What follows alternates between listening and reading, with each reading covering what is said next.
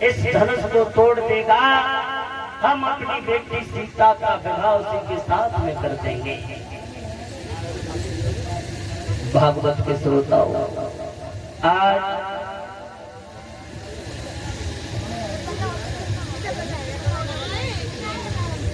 बाजे बाजे तो इतने मोटे हैं कि आधे कुर्सी पे बैठे, आधे कुर्सी पे पैर लटक रहे, और भुजा तो हिमालय पत्ते मत का हाथी की सूंड लटक रही है। धनुष की ओर बढ़े हैं, जब धनुष को तोड़ में जाए तब तो सीना चारों पर चौड़ो है, खूब जो लगाए थोड़े बहुत तो बड़ी बात, धनुष तेरे पर हिल न पाए, और जब ना हिले धनुष चुपचाप आए कि भाई कुर्सी पे बैठ जाए, जो मालूम ना पड़े तो कहाँ से गए, कहाँ आए के बैठ गए। मेरे बहुत कुछ उल्टा होगा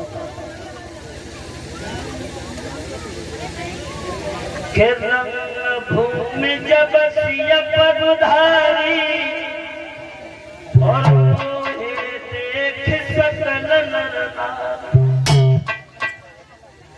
रामायण में हर जगह शंका है। गोस्वामी तुलसीदास बाबा रामायण में ये भी लिखते हैं कि स्त्री कभी दूसरी स्त्री को देख करके मोहित नहीं होती, तो सीता जी को देख करके स्त्रियां और पुरुष क्यों मोहित हो गए? रंग भूमि जब सिय पगधारी, और मोहे देख सकल नर नारी। रंग भूमि जब सिय पगधारी, पगधारी भगवान श्री राम का नाम था। रंग भूमि में जब भगवान श्री राम ने कदम रखे तो स्त्रियां और पुरुष सब मोहित हो गए। क्यों? क्योंकि विचार कर रहे थे कि चाहे धनुष टूटे या न टूटे, लेकिन सीता लाल लड़का तो छुए। मेरे भागवत के श्रोताओं, गोस्वामी तुलसीदास कह रहे हैं रामचरितमानस में कि स्त्री कभी दूसरी स्त्री को देख करके प्रसन्न नहीं हुई।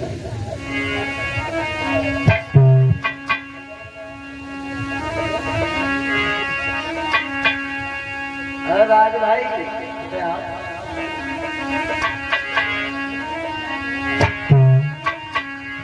कि भावे नारी नारी हरी कमी राम।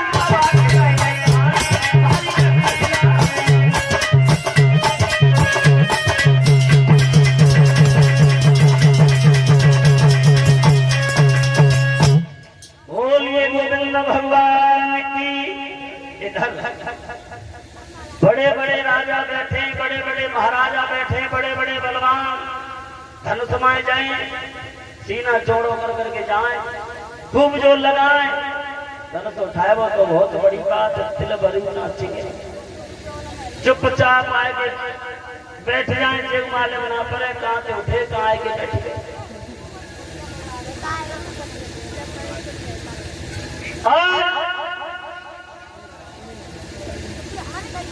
एक कवि कल्पना कर रहा है,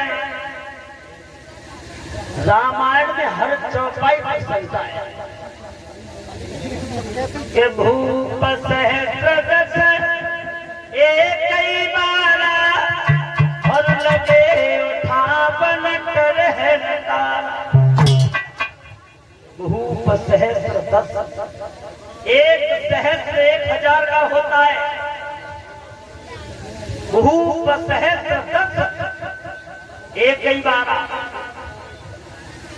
एक सहस्र 1000 का होता है, 10,000 राजा एक ही बार धनुष से लिपट गए।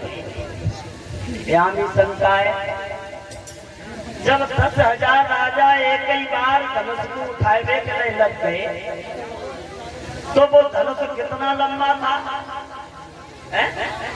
10,000 राजन की भुजा कितनी हुई गई? तो बता रहे जी बता भाई 15,000। 10,000 राजाओं की भुजा हो गई 20,000। तो फिर वो धनुष कितना लंबो हो जाए तो 20,000 हाथ बन गए। और जाऊ बात है छोड़ो, और काऊ तरीका के धनुषो 10,000 राजाओं पे उठी जातो तो सीता जी के गले में बलमाला डालो। तो एक कवि कल्पना कर रहा है, भूप सहस्र दस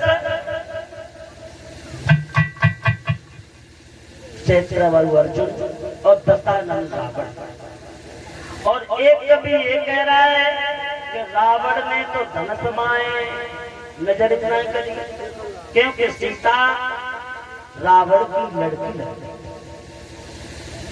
तो रामायण में हर जगह शंका है, बड़े बड़े राजाओं ने धनुष उठाया। अब संक्षेप में देखते हैं, समय का अभाव है, तो धनुष किसी के हिलाए से हिला तोड़ना तो बहुत बड़ी बात। अब मेरे भागवत में श्रोताओं, महाराज जनक खड़े हो गए। जवाब दिया सभा के लोगों, अब मेरी मुंह की तरफ क्या देख रहे हो? अगर मैं ये पहले से जानता कि पृथ्वी पर कोई वीर नहीं है तो मैं इस धनुष की शर्त नहीं रखता। और बोले,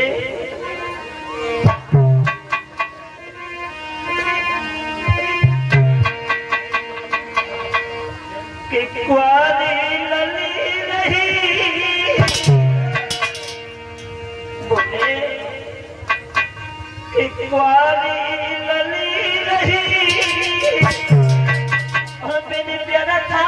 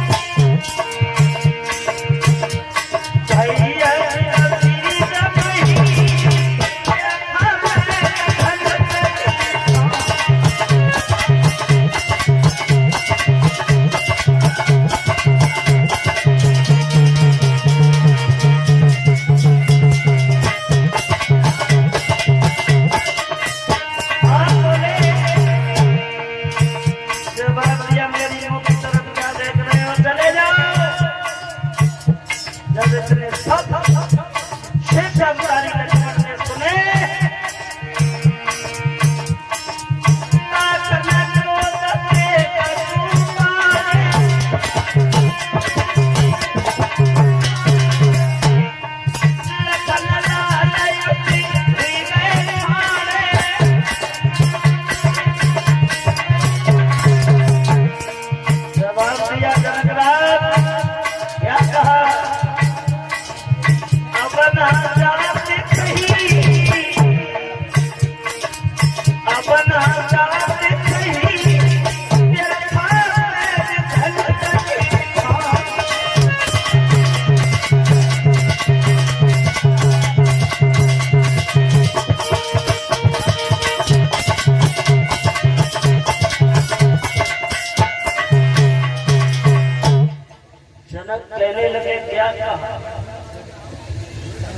जनक महाराज ने जब इतने शब्द कहे कि संसार में कोई बहादुर नहीं है, चले जाओ, अगर मैं ये जान लेता तो धनुष की शर्त नहीं रखता।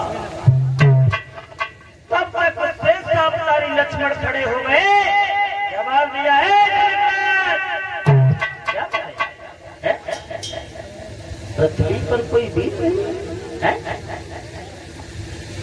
उठ करके खड़े हो गए, बोले कि दिया क्या गुरु की माई जाऊं,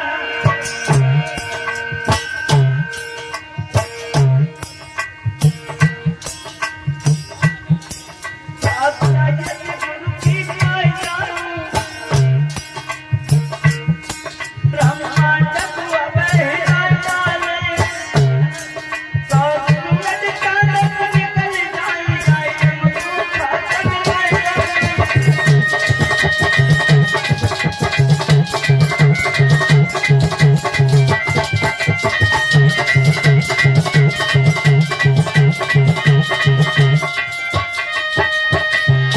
जवाब दिया जनकराज, अरे धनुष तो बहुत छोटी चीज है, अगर गुरु की आज्ञा हो जाए तो इस ब्रह्मांड को गेंद की तरह उछाल करके विश्वामित्र ने जवाब दिया, लक्ष्मण अभी तुम्हारा नंबर नहीं है। मेरे भागवत के श्रोताओं, विश्वामित्र ने जवाब दिया, बेटा राम उठो, धनुष को तोड़ो, जनक के संतान को दूर करो।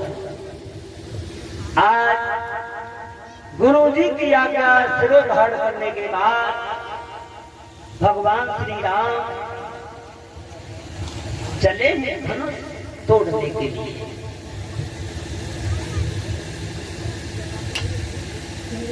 स्त्रियां सब विचार कर रही हैं कि सीता को ब्याह तो जाई लड़का कर ले जाए, और अपने मन में विचार करती हैं। जब भगवान श्री राम धनुष की ओर बढ़े हैं तब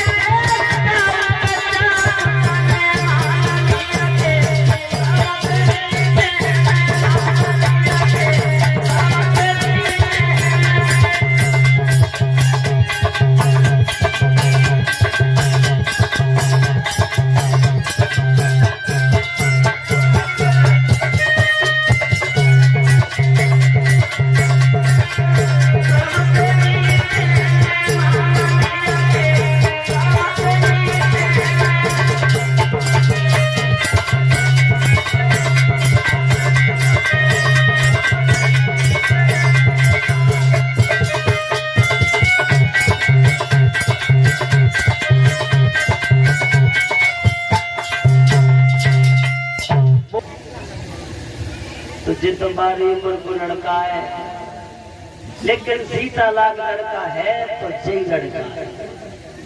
आज भगवान श्री राम गुरु विश्वामित्र के कहने के आधार पर चले हैं धनुष को तोड़ने के लिए, सीता के साथ में रिश्ता जोड़ने के लिए।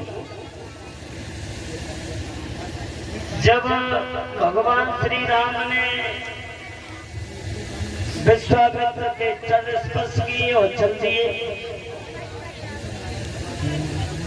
चरण स्पर्श करने के बाद में चले तो धनुष के पास में जाकर के मन ही मन प्रणाम किया। जब गुरुजी के चरण स्पर्श कर लिए तो मन ही मन प्रणाम किसके लिए किया? भगवान श्री राम।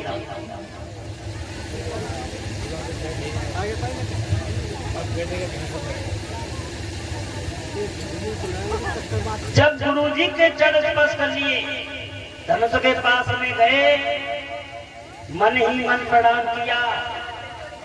जितने राजा वरना बैठे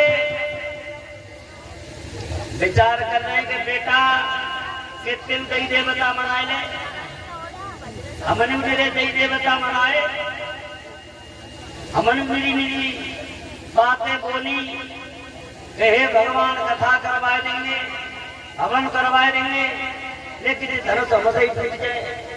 लेकिन ध्यान रखिए बेटा देवता हमारा कामना तो आनो तेरो है, लेकिन मन ही मन प्रणाम किया कुल गुरु वशिष्ठ जो अयोध्या में बैठे थे। भगवान श्री राम ने कही गणेश से कि वो अगर तुम कह दे तो जा धनुष उठाए लें। गणेश जी ने कही बहुत देर रह गई, कोई माले में कितने कितने मल्लन में आए बिना में झटका दो सगत मिलती रह रही है। अब हम तो जे चले तुम जा रहा हो, तुम काम जाना मेरे भागवत के श्रोताओं।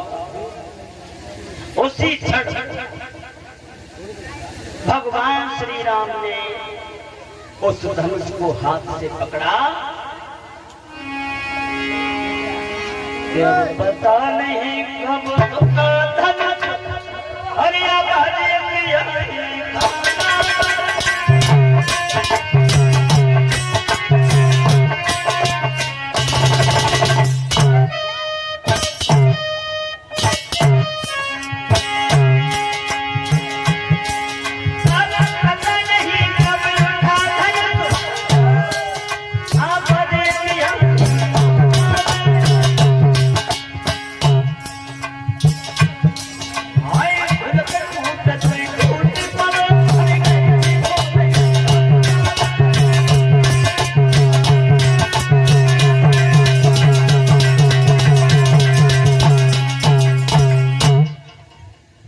भगवान श्री राम ने जब धनुष उठाया, जितने भी सभा में लोग बैठे हुए थे देव भगवान श्री राम के तरफ गए, लेकिन किसी ने देख नहीं पाया।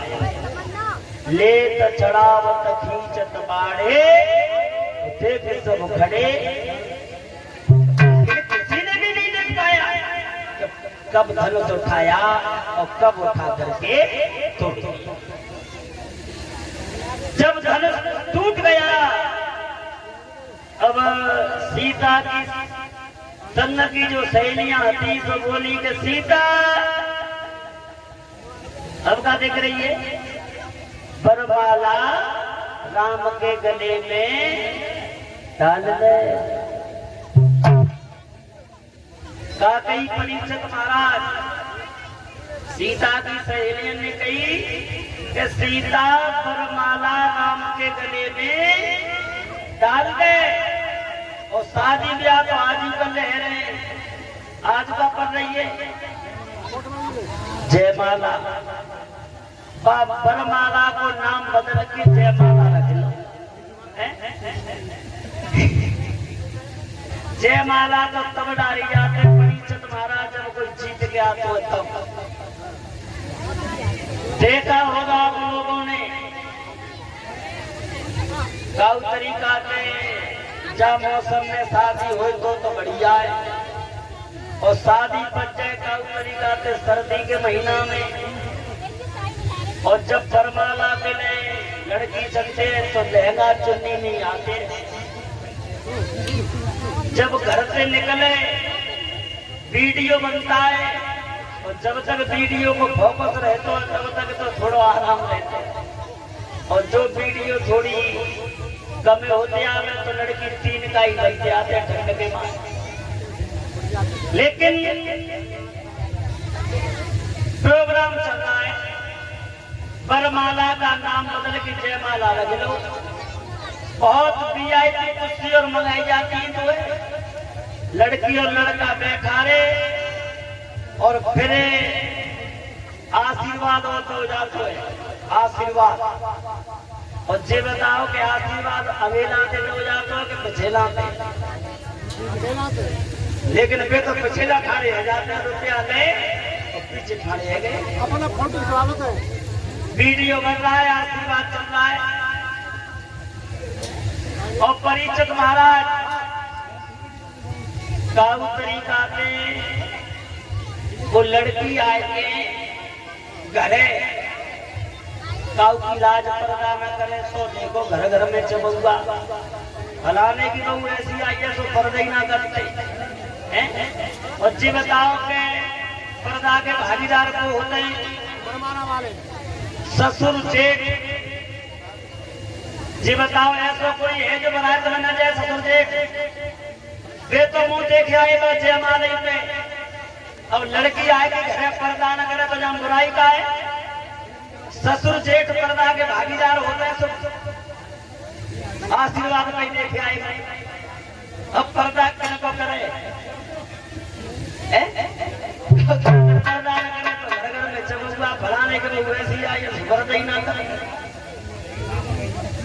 मेरे भागवत के श्रोताओं, इधर सीता की सहेली कहने लगी सीता वरमाला राम के गले में डाल दे।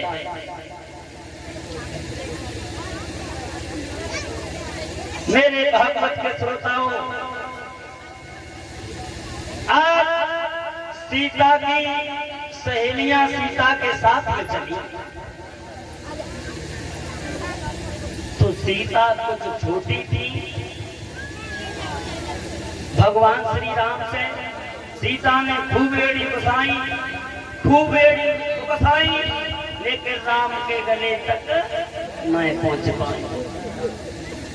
सीता की सहेलियां बोली हे राम भाई भैया ने डंडा के डंडा करो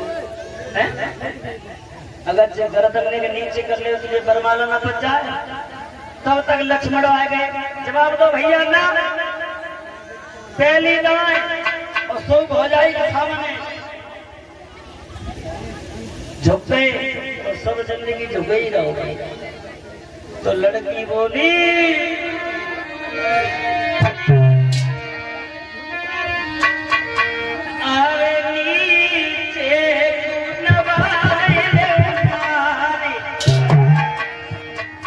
और ललाटे लली बेल की छोटी।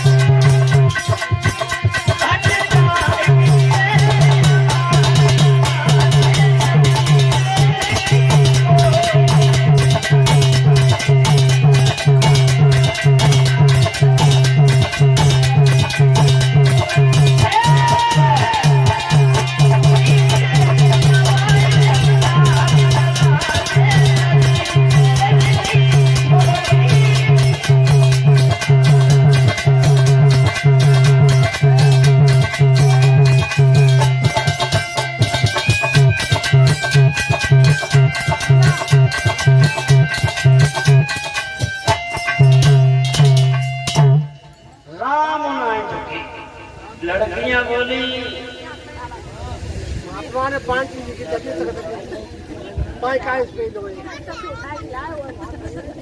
महाराज जी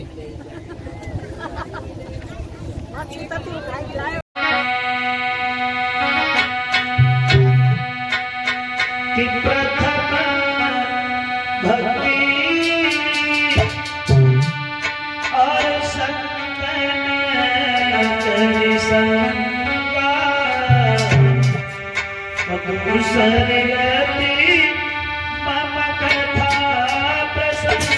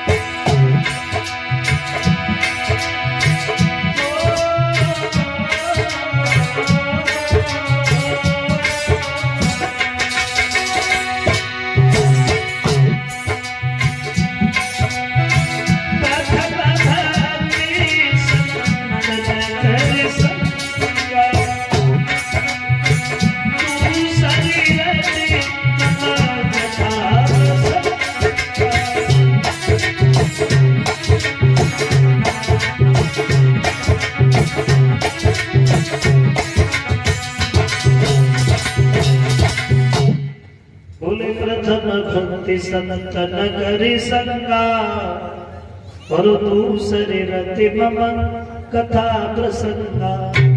पहले प्रकार की भक्ति ही भगवान की कथा सुनना, ये दूसरे प्रकार की भक्ति होती है।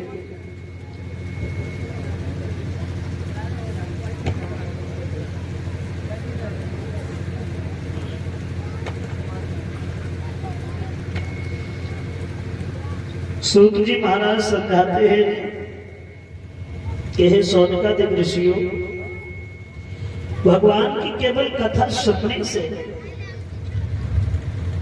प्राणियों के जीवन का कल्याण हो जाता है। भक्ति के पुत्र ज्ञान वैराग्य, वो भागवत होती कहां है? भागवत का अर्थ होता है भाष्य भक्ति,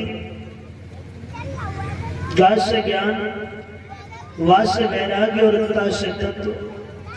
जिस जगह पे भक्ति ज्ञान वैराग्य के तत्व की चर्चाएं होती हैं, वहां श्रीमद् भागवत होती है।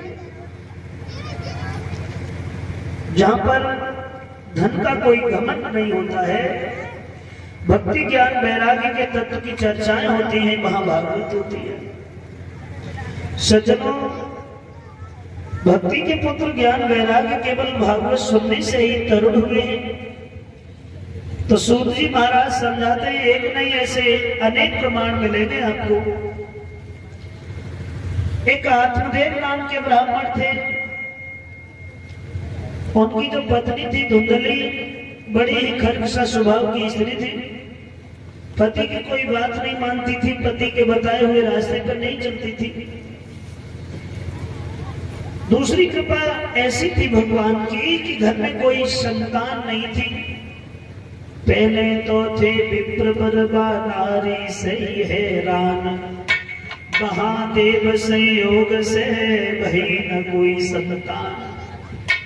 पहला दुख तो इस बात का था कि घर में कोई संतान नहीं है। दूसरी बात, स्त्री जो है वो कलह करती है, बड़ी ही खर्चा स्वभाव की है, पति की कोई बात नहीं मानती है। और ये दुख वाली बात आती है तो देखो, दुनिया में कोई प्राणी सुखी नहीं है। किसी से भी बात करके देखो, कोई तन दुखी, कोई मन दुखी, और कोई धन बिना रहत उदास। थोड़े थोड़े सब दुखी, सुखी संत के दास।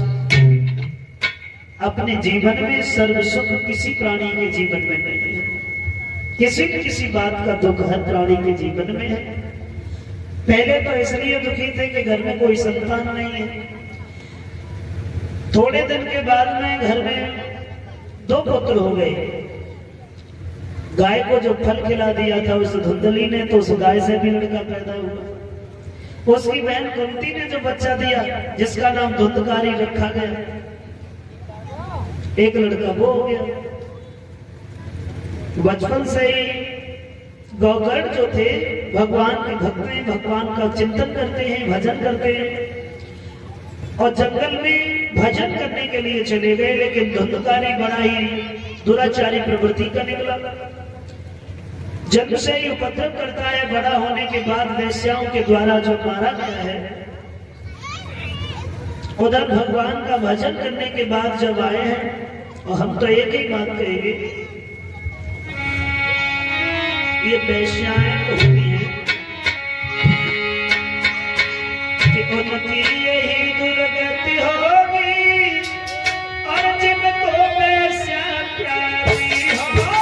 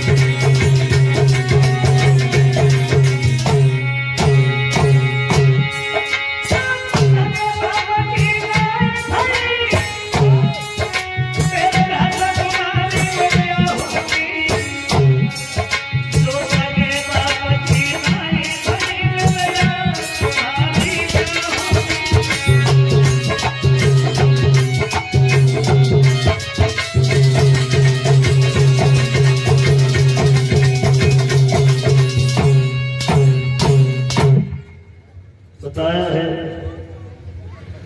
वेश्याओं के द्वारा मारा जा चुका, और वेश्याओं के द्वारा खत्म होने के बाद उसकी आत्मा प्रेत योनि में भटकने लगी। भजन करने के बाद में गौकर्ण जब आए हैं, उसकी आत्मा प्रेत योनि में भटक रही थी, आवाज लगा रही थी, भैया हमारी मृत्यु वेश्याओं के द्वारा हो चुकी है, हमारी आत्मा की शांति के लिए कोई उपाय करो। भगवान सूर्य का आवाहन किया है। गौकर्ण ने जवाब दिया, प्रभु मेरा भाई वेश्याओं के द्वारा मारा जा चुका है, उसकी आत्मा की शांति के लिए कोई उपाय करो। तो उसी समय भगवान सूर्य ने कहा है कि बेटा गौकर्ण, तुम अपने भाई की आत्मा की शांति चाहते हो तो तुम श्रीमद् भागवत कथा का अनुष्ठान रचाओ। तुम्हारा भाई अगर भागवत को श्रवण करेगा तो आशा ही नहीं बल्कि पूर्ण विश्वास है, जिसके श्रवण मात्र से ही उसकी जीवन का कल्याण हो जाएगा। अनुष्ठान जब रचाया है गौकर्ण ने, हरे बांस का 7 गांठ का बांस लगाया, उस पर एक काला झंडा लगाया, क्योंकि ये काला झंडा प्रेत का सूचक होता है। उसी काले झंडे में निवास हो गया उस आत्मा का, और 7 दिन कथा सुनने के उपरांत ही उस धुंधकारी का उद्धार हुआ है। सूत जी महाराज समझाते हैं, गौकर्ण को इस बात का ज्ञान हुआ तो भगवान सूर्य को फिर बुला, प्रभु जिस कथा को हमने श्रवण किया उसी कथा को हमारे भाई ने सुना, उसके लिए स्वर्ग से यान काय को आया, हमारे लिए क्यों नहीं आया? अरे वो दुराचारी था, पापी था, और हम तो तुम्हारे भक्त हैं। तो एक बात कही, बेटा गौकर्ण, तुम्हारे भाई ने एक स्थान पर बैठने के बाद बड़े नियम संयम से भगवान की कथा को श्रवण किया। एक स्थान पर बैठने के बाद बिना अन्न जब ग्रहण किए हुए, और तुम अगर अपने जीवन का कल्याण चाहते हो तो दोबारा से अनुष्ठान रचाओ और कथा को श्रवण करो, तो तुम्हारा भी कल्याण होगा। भगवान सूर्य की बात मानने के बाद गौकर्ण ने पुनः अनुष्ठान का प्रबंध किया। और बड़े ही एकाग्रचित होकर के भगवान की कथा को जब रसपान किया है तो उनके लिए भी स्वर्ग से आना था। बोलिए भक्तवत्सल भगवान की। सूत जी महाराज समझाते हैं, आगे महाभारत की तरफ गौर करेंगे अति संक्षेप में, क्योंकि ये महाभारत का जो युद्ध हुआ कौरव और पांडवों के मध्य में, इस युद्ध की कोई विशेष लंबी जंग नहीं थी।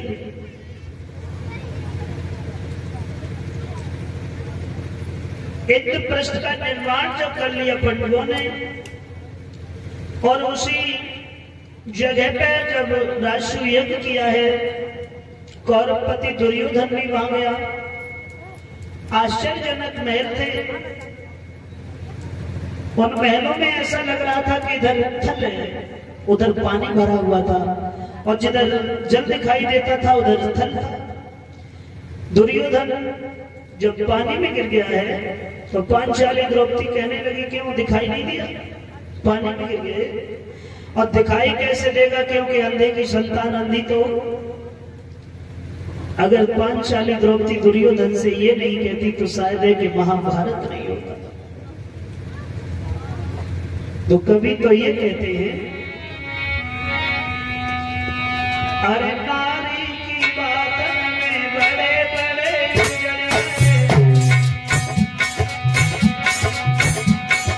द्रौपदी की बातन से दुर्योधन से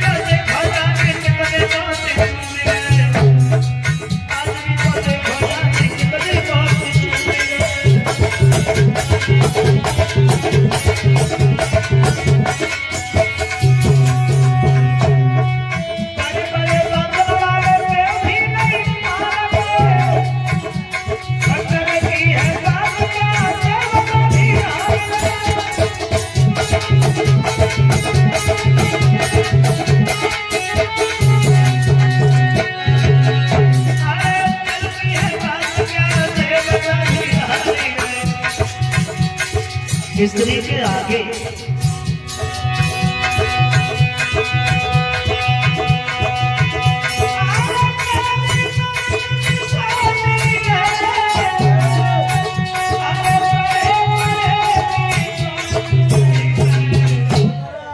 लेकिन नारी से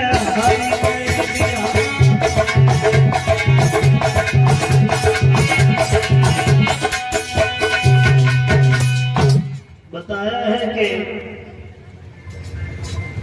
द्रौपदी की बातों से दुर्योधन का विनाश हो गया। वो जड़ तो केवल उसी दिन पड़ गई जब द्रौपदी ने दुर्योधन से ये कहा, तू अंधे का अंधा पैदा हुआ। दुर्योधन कहने लगा है, पांचाली सच बात तो ये है जिसे तुम अंधा बता रहे हैं, और वो रिश्ते में तुम्हारा ससुर लगता है। और आज तो तुम सारी सभ्यता भूल गए, क्योंकि तुम अपने आप में नहीं हो। बोला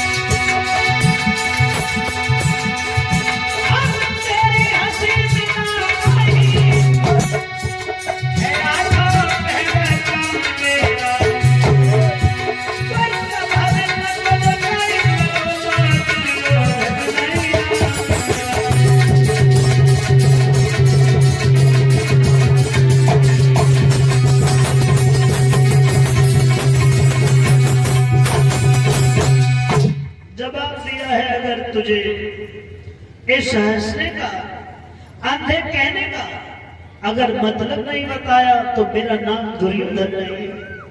आज तुम जो हंस रही हो, एक दिन वो होगा जो आंखों में आंसू को पड़ जाएगा। और इतना कहने के बाद दुर्योधन वापस चला आया।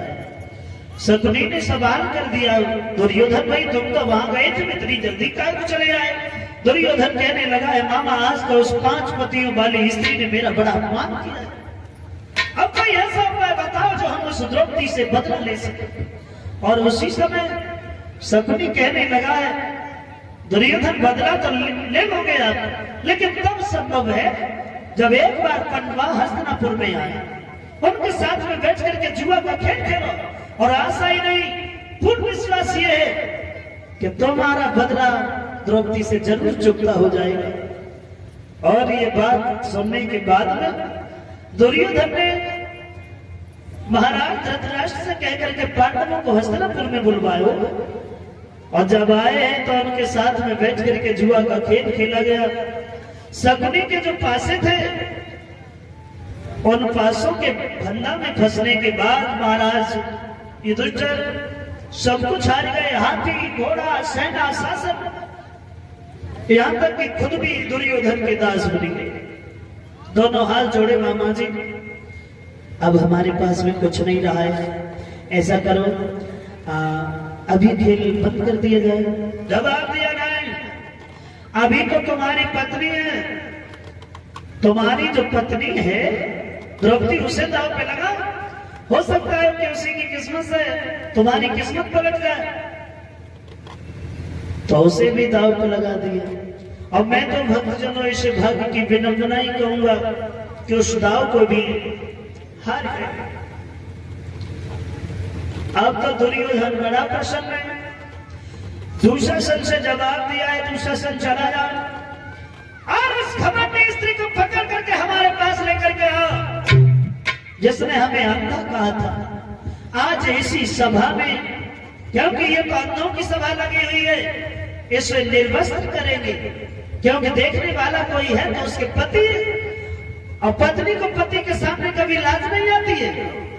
उसी समय दुर्योधन का आदेश मान करके दुशासन गया। पांचाली दुर्योधन की पत्नी जो भानुमति थी, उसके महलों में ठहरी थी।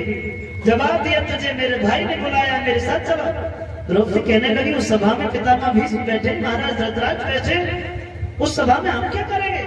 जवाब दिया, अगर सीधे से चलो तो अच्छी बात है, नहीं तो जबरदस्ती ले जाना पड़ेगा। नहीं माना, आगे बढ़ के कलाई पकड़ ली। तो जवाब दिया है भानुमति से, बहन देखने ही नहीं हो दुशासन को तुम कि दीदी लोकाति भर नहीं मानते हैं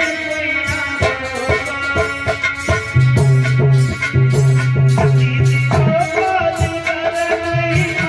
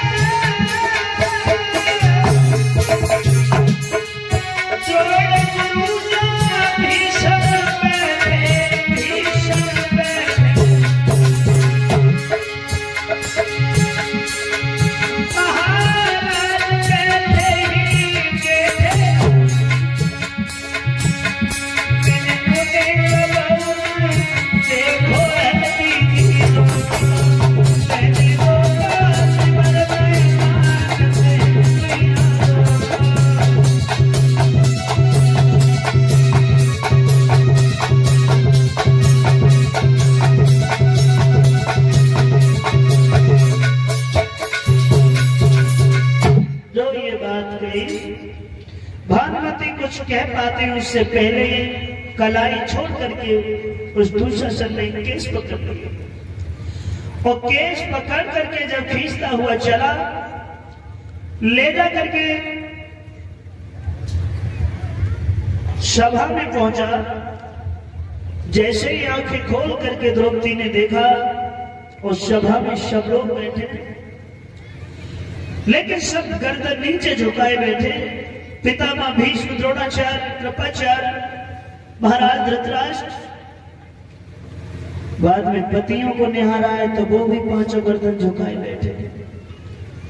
बड़ा दुख हुआ, सोचने लगे जीवन में पहली बार मुझे एहसास हुआ। अरे वो भी स्त्री होती है जिसका एक पति होता है, अपनी पत्नी के स्वाभिमान के लिए अपनी जान की बाजी लगा देता है। मेरे 5 पति बैठे और उनकी पत्नी की ये दशा।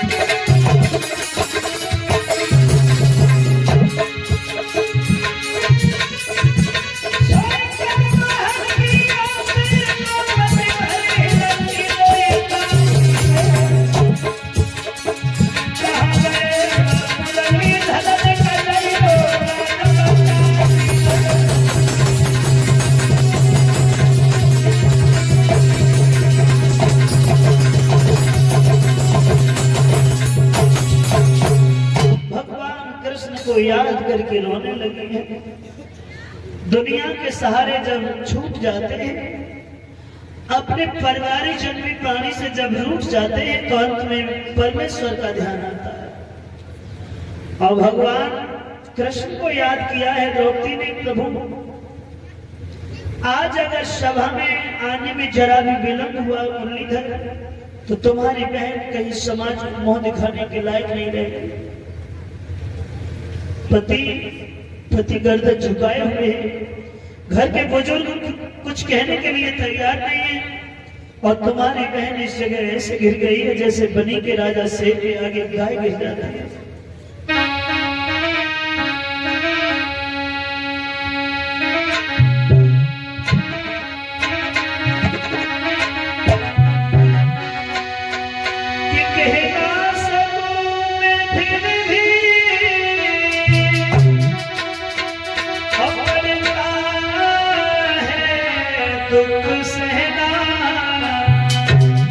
कहना किसी से अपने ये दिल का कहना, किसी से अपने ये दिल का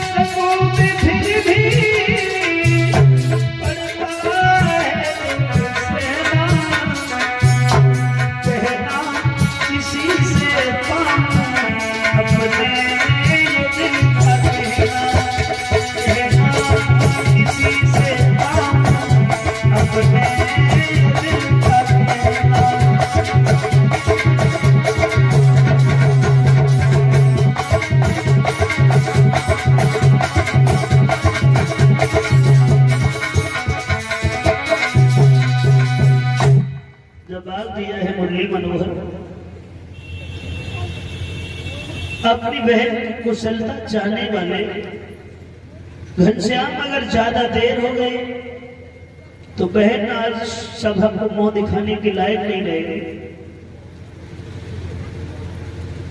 दुर्योधन के आदेश के अनुसार दुशासन मुझे निर्वस्त्र करने की कोशिश कर रहा है। और याद करो पुरानी शिशुपाल का वध किया था आपने, तो सुदर्शन चक्र से उंगली में खरोंच आई थी। मैंने अपनी साड़ी फाड़ करके तुम्हारी उंगली बांधी थी, तो तुमने ये कहा था कि पांचाली आज से मैं तेरा ऋणी हो गया। और समय आने पे एक धागे का रिट चुका था, तो वो समय आ गया है मुरली मनोहर, वो समय आ गया।